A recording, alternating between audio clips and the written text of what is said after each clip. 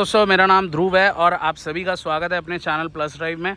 ये वीडियो कोई sponsored video नहीं है। मैंने अपनी गाड़ी में हाल ही फ़िलहाल में एक इंटरनल TPMS लगाया था अपनी गाड़ी पे, बिकॉज मैंने अलॉय व्हील्स और टायर का अपग्रेड किया था। पहले स्टील रिम्स आ रहे थे, मैंने उन्हें अपग्रेड किया तो सोचा क्यों ना मैं TPMS लगाऊँ अपनी गाड़ी में। ये एक बहुत ही ब्रिलियंट सेफ्टी फीचर है। मैं इस प्रोडक्ट की बात करूंगा RD ओवरसीज़ जो मैंने लगाया, क्या कुछ मेरा एक्सपीरियंस रहा है, क्या प्रोज हैं क्या कॉन्स है। जब मैंने इसे परचेस किया था काफ़ी अच्छे रिव्यूज़ के साथ था, मतलब one of the best TPMS market में जो अवेलेबल था इंटरनल वाइज वो यही अवेलेबल था। बट इसके भी कुछ ड्रॉबैक हैं, वो भी आपसे शेयर कर दूंगा। बाय द वे प्राइस बता दूं इसकी कितनी है, ये देखो 10,999 इस TPMS की प्राइस है। अभी 40% ऑफ कुछ इनकी सेल चल रही है, तो वहाँ पे मुझे मिल गया अराउंड 6,500 रुपये में। तो क्या है एग्जैक्टली ये, तो देखो मैं आपको एक चीज़ बता दूं, इंडिया में जितनी भी गाड़ियाँ आज के समय में बिक रही हैं उनमें से 80 से 85% गाड़ियों में TPMS आता ही नहीं है। ये एक बहुत ही इंपॉर्टेंट सेफ्टी फीचर आप कंसिडर कर सकते हो, बिकॉज बहुत सारी चीज़ों से ये बचा लेता है। अब वो कैसे, TPMS का काम है आपकी गाड़ी का टायर प्रेशर बताना या फिर आपकी गाड़ी का टायर टेम्परेचर बताना, ठीक है, जो आपके टायर का है। अब मान के देखो आपकी गाड़ी में TPMS है ही नहीं, तो आपकी गाड़ी में अगर हवा कम है आप फिर भी उसको चलाए जा रहे हो तो आपके टायर भी ख़राब होंगे, लाइफ उनकी डिक्रीज़ हो जाएगी, पंचर होने के चांसेस बढ़ जाते हैं। दूसरी चीज़, आपने काफ़ी सारे किस्से सुने होंगे हाईवे जैसे कि समृद्धि महामार्ग या ऐसे कोई भी नेशनल हाईवे पे गाड़ियां जब चलती हैं गर्मियों के टाइम में, तो यार वहाँ पे टायर फटने के किस्से बहुत आ रहे हैं, लोगों के एक्सीडेंट्स हो रहे हैं, लोगों की जान जा रही हैं। तो ये कुछ चीज़ें हैं जो हेल्प करती हैं ऐसे टाइम पे, समझ रहे हो। तो आज मैं बताता हूँ आपको कि क्या एग्जैक्टली है इस TPMS का पूरा हिसाब किताब और कैसे इनको लगाते हैं। यहाँ पे देख सकते हो ये वॉल यहाँ पे लगा है, तो मैं सभी कुछ बता दूंगा आपको। पहले तो प्राइस तो मैं बता ही चुका हूँ आपको, उसी के साथ साथ मैं आपको बताता हूँ क्या इसका जो TPMS सेंसर है वो कैसा दिखता है। ठीक है, वो कुछ ऐसा दिखता है यहाँ पर, और ये आपका अंदर टायर की तरफ जाता है। ठीक है, ये अंदर टायर में लगता है। आपका जो रेगुलर वॉल आता है ना हवा भरने वाला, वो हट जाता है, उसकी जगह ये आ जाता है। तो इसी के जस्ट पीछे सेंसर है, वो सेंसर हर चीज़ डिटेक्ट करता है, चाहे वो प्रेशर हो या चाहे वो टेम्परेचर हो। ठीक है, अब वो हर टायर के हिसाब से आपको दिया जाता है। 4 सेंसर आते हैं, 4 के 4 लगेंगे, 5 सेंसर नहीं आते कि आप सोच रहे हो कि हाँ स्पेयर व्हील में भी लग जाएगा। नहीं भाई, ऐसा कुछ नहीं है। अब ये तो है मेरा इंटरनल TPMS, मैं आपको दिखा देता हूँ इसमें क्या कुछ चीज़ें हैं। तो ये तो मैं लगवा चुका हूँ ना ऑलरेडी, मैं बताऊँगा आपको क्या और चीज़ें आ रही हैं इसमें। पहली बात तो ये यूज़र मैनुअल है, वारंटी कार्ड आप इसे बोल सकते हो। अब इसी में क्या होता है ना कि आपको हर सेंसर पे एक नंबर दिया होता है, ठीक है, ABCD, समझ गए। मतलब एक लगेगा आपका लेफ़्ट वाले टायर में, आगे की तरफ लेफ़्ट वाले टायर में A लगेगा, उस वाले टायर में B लगेगा, इस वाले टायर में पीछे C लगेगा और उस वाले टायर में पीछे D लगेगा।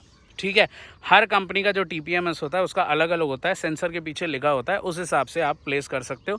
वहाँ पे कैसे किस हिसाब से लगना है वो यूज़र मैनुअल में चीज़ें दी होती हैं।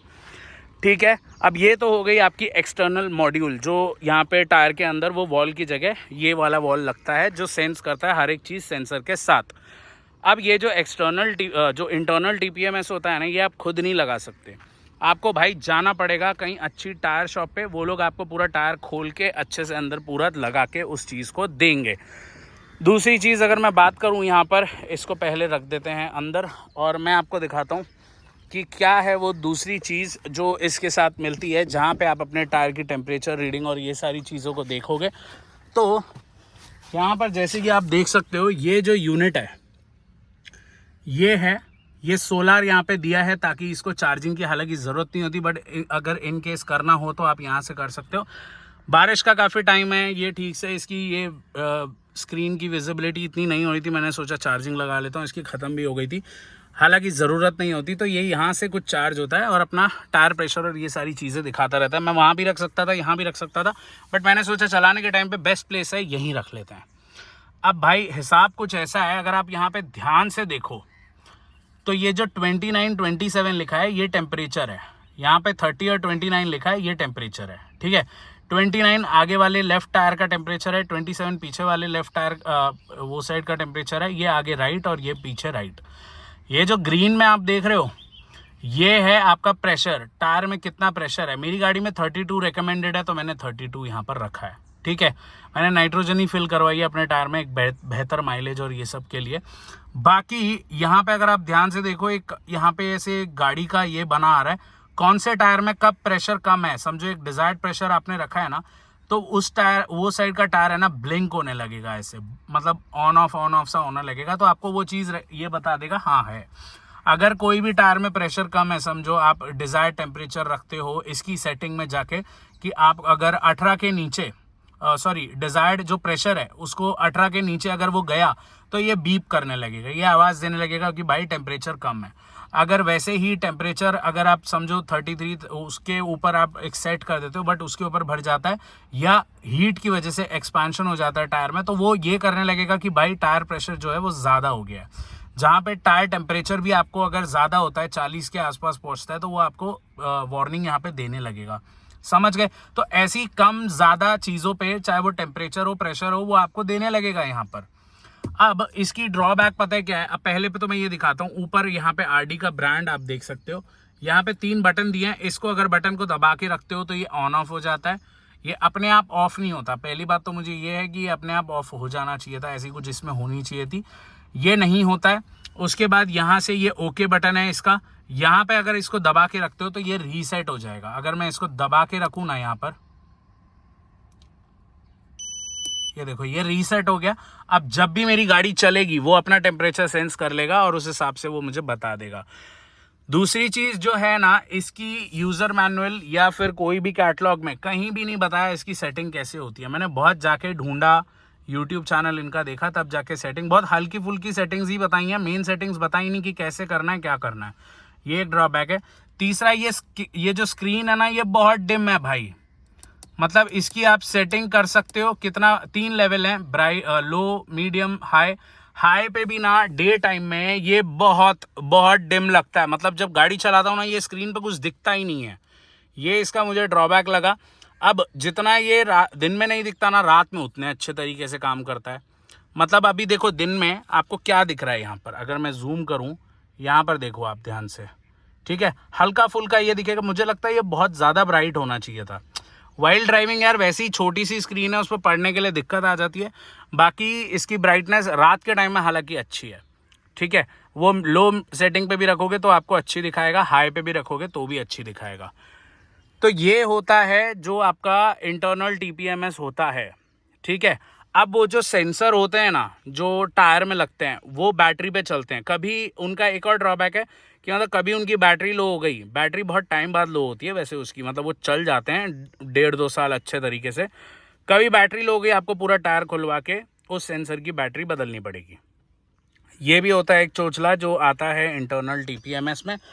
यार मुझे लगता है कहीं ना कहीं काम तो ये मस्त कर रहा है, बहुत अच्छे से कर रहा है, बट जो स्क्रीन को लेके है ना चीज़ें, और जो बटन्स की सेटिंग, खैर एक बार में आप सीख जाओगे, एक बार बैठो आप अच्छे से टाइम निकाल के। बट स्क्रीन का कुछ ना कुछ इनको करना चाहिए था। बहुत डिम है यार वो, मतलब समझ में नहीं आता गाड़ी चलाने के टाइम। बाकी ये सब एक्सटर्नल वायर से चार्ज कर सकते हो, सोलर पे चार्ज हो जाता है, वो चीज़ें अच्छी हैं यहाँ पर। चलते चलते वो टायर का टेम्परेचर आपको प्रॉपर्ली बता देगा। अब एक्सटर्नल टीपीएस में क्या होता है ना, ये तो इंटरनल था। एक्सटर्नल टीपीएस में आपका जो नॉर्मल वॉल होता है ना, उसके ऊपर ही सेंसर लग जाता है। तो वो सेंसर जब लग जाता है तो उस हिसाब से आप अपना, वो आपके ऐसे ही कुछ डिवाइस आता है तो उसमें आपको प्रेशर बता देगा, वो सारी चीज़ें। उसमें टायर खुलवाने की ज़रूरत नहीं है।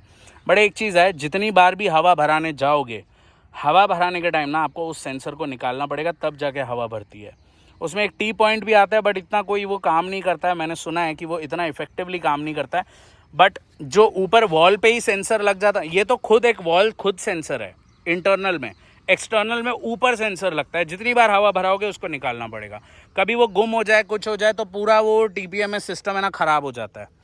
मतलब एक साइड का तो आपको कभी कुछ पता ही नहीं चलेगा। और जो एक्सटर्नल टीपीएमएस होता है ना, उनकी एक अच्छी बात ये होती है, जैसे अब ये इंटरनल टीपीएमएस के लिए मुझे टायर शॉप पे जाना ही पड़ता है कि भाई मुझे इंस्टॉल करना है, उसमें आपको नहीं करना पड़ता।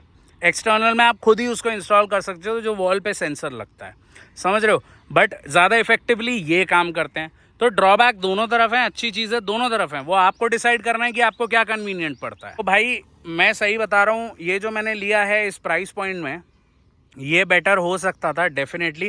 काम की चीज़ है, मैं भी आपको रेकमेंड करूँगा, नहीं है ना आपकी गाड़ी में, आप इंटरनल या एक्सटर्नल TPMS के ले जाओ। कुछ TPMS तो लिटरली ऐसे भी होते हैं जो फ़ोन में पूरा डेटा आपको दिखाते हैं। जैसे इसमें वो मॉड्यूल आ रहा है ना, मैंने ऊपर डैशबोर्ड पे रखा है, स्क्रीन दिखा रहा है, वैसे ही कुछ TPMS ऐसे भी होते हैं जो आप ये इंटरनल आपने लगा लिए, ठीक है, उसमें वो नहीं आएगा। मोबाइल फ़ोन में ऐप आती है, उसमें आप देख सकते हो टायर प्रेशर वगैरह कितना है, वो इसमें नहीं है। इस प्राइस पॉइंट में मुझे लगता है वो ज़्यादा बेटर होता।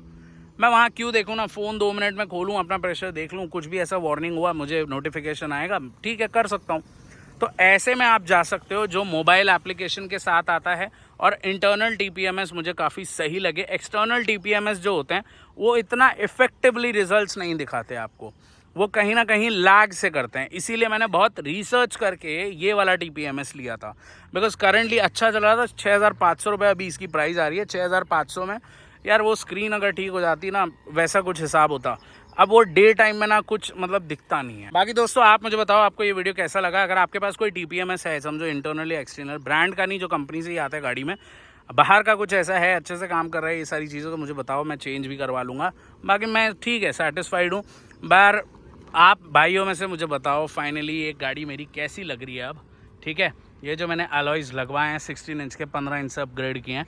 और यहाँ पर देख सकते हो बॉडी किट भी गाड़ी में लगवा रखी है। पीछे से गाड़ी का लुक कमाल का आता है। ये देखो, साइड से मैं दिखाऊं, ये देखो, मस्त लग रही ना। पहले मेरे स्टील रिम्स नहीं थे, रूफ रेल्स नहीं थी, गाड़ी विधवा सी लगती थी, बड़ा काफ़ी सही लग रही है। यहाँ पर बड़ा सा स्पॉइलर भी लगवा लिया, पीछे भी बॉडी किट आ गई। और आप पीछे से लुक देखो, फाइनल बहुत ही सही लग रहा है ना देखने में। यस, यही था मेरा वीडियो TPMS के बारे में। कुछ भी सवाल है पूछ सकते हो, एंड मेरे चैनल को सब्सक्राइब कर लो। अगर आप चाहते हो मैंने अपनी गाड़ी में जो जो एक्सेसरीज़ लगाई हैं उस पर सब पे वीडियो बनाऊँ, मुझे कमेंट सेक्शन में बता देना, जो यूज़फुल हैं या नहीं हैं, ऑनेस्टली मैं बता दूंगा। बाकी मिलते हैं अगली बार एक नई वीडियो के साथ। Till then bye guys, take care and see you next time.